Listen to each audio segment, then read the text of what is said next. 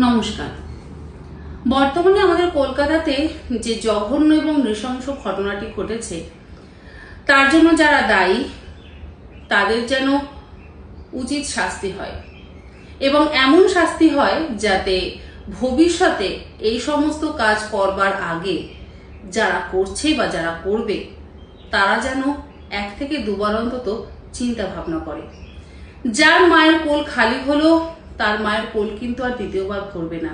তবে আমরা যারা মেয়ে বা মা তারা সবসময় ভয় থাকি, কারণ আমাদের সন্তানরাও বাইরে যায় পড়তে এবং শুধু সন্তানরা নয়, আমাদের নিজেদেরও কিন্তু কোনো রকম সুরক্ষা আজ এই সমাজে নেই।